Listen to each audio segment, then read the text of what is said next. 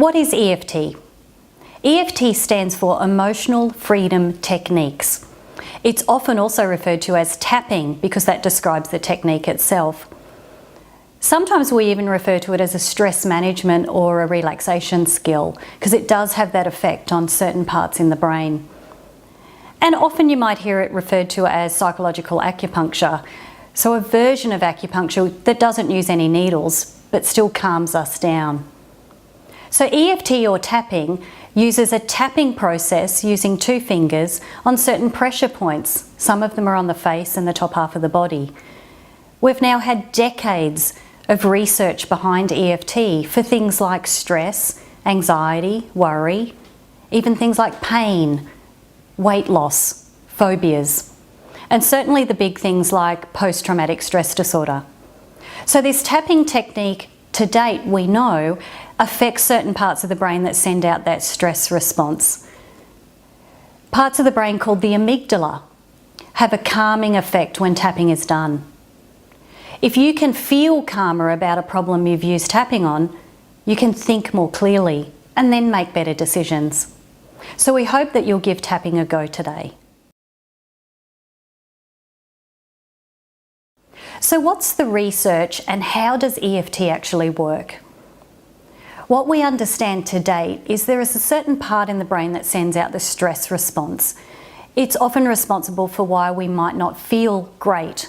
We might have an anger feeling, we might have an anxious or a worried feeling. We might even have more dramatic feelings too, like post-traumatic stress symptoms. And we know that that part of the brain responds when we do the tapping or the EFT technique. It appears to calm these parts of the brain, one of them being the amygdala. The hippocampus is another part of the brain that sits near the amygdala, that stress response centre. And the hippocampus is often responsible for storing memories, and it will remind us sometimes of a similar event in our past. We now have over 100 published trials across 10 different countries, numerous journals. And we know that EFT has amazing responses across a range of different conditions. So we have evidence that's there to support it for decreasing phobias, for treating symptoms like post-traumatic stress disorder, for even things like weight loss and food cravings, as well as things like chronic pain and peak performance. All of those clinical trials have been run over the last 10 years and are now widely available for people to read the research and evidence behind them. We have trials that are coming out supporting its use for school students for things like exam anxiety, and the list is continuing. Depression is included in that list, and like I said, specific pain conditions like fibromyalgia. So the evidence base is building. We know there's a part of the brain that seems to be responding, and we've most recently had research that has come out and said EFT actually has the ability to turn off or deregulate up to 6 genes in our bodies that are responsible for the stress symptoms and syndrome. So we now know we have this tool that actually has a physiological effect on us.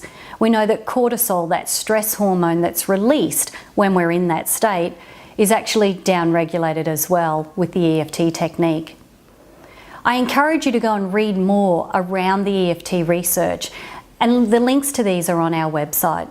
There's so much on offer that EFT can actually be useful for that I encourage you to explore them all. How to do the EFT or tapping technique. Typically when we choose to use tapping, it's because there's something that's bothering us, perhaps something you want to change. In starting this technique, we always think about what it is that we want to change. It could be a feeling, it might be a thought, it could be a pattern of behaviour that you've noticed. Normally we ask ourselves, how do I feel about that? And we give it a rating out of 10. We call this the SUDS rating. SUDS stands for Subjective Units of Distress, and it's our personal rating of how we feel. We use a rating out of 10. So 10 represents the most amount of distress that you could feel about this situation, and 0 or a 1 would represent being completely calm and relaxed, e.g. you don't have any issue about it. So we give a rating out of 10 before we even start. That's how we know the tapping technique is having an effect on us. After we start by giving it a number, we then come to the first pressure point, and that's the one here on the side of the hand. And as we tap on the side of the hand, we say a setup statement. And that setup statement is comprised of two parts. The first part of the statement is our problem. So we state that often out loud, and we just acknowledge what it is that's happening for us. The second half of that statement is an acceptance of that problem. We're not accepting it's not going to change, but we're just accepting that's how we feel in this moment, and we're choosing to use the tapping technique to change that. As we say that statement, we tap on this pressure point on the side of the hand. So with two fingers, we just tap. The statement might go something like this. Even though I have this anger, I accept myself anyway. So you can see the two halves of that statement, the problem and the acceptance. And we say our statement 3 times while we tap on the side of the hand, just so we really tune into what the problem is. So I'll continue with the anger example. So even though I have this anger, I completely accept myself anyway. Even though I have this angry feeling, I accept myself. Even though I have this anger, I accept myself anyway. So that's the start of the technique. The second part is to go through each of the pressure points, and I'll walk you through these now. The first one is the start of the eyebrow. You may or may not feel anything necessarily, but tapping again with 2 fingers. And as we tap there, we say a short version of that setup statement from here. So in this case, it might be my anger.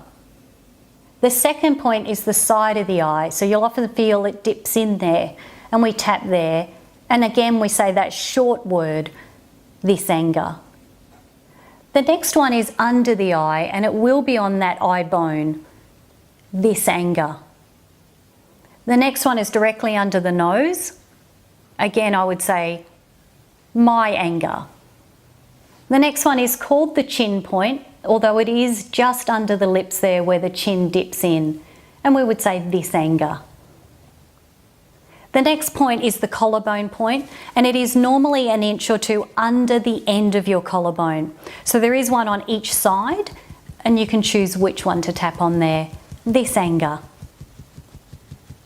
The next point is directly under the arm.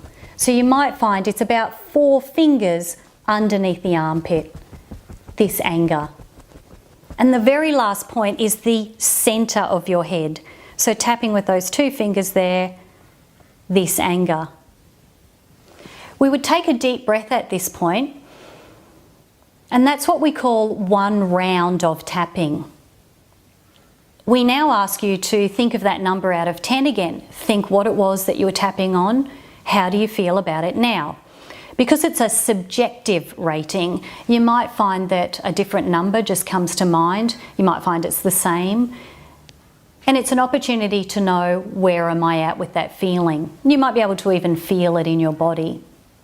If it's the same feeling and you need to keep tapping to reduce it, you would start back at your eyebrow. Keep going with the same feeling and the same words. If you found a different feeling comes to mind when you're checking in, and it's different to what you started with, perhaps it's not anger anymore, it may be I feel resentment. We would ask you to come back and start that one again with a new setup statement using the new feeling and continue through the points. So you may find 2 or 3 rounds of tapping is all you need to reduce that feeling.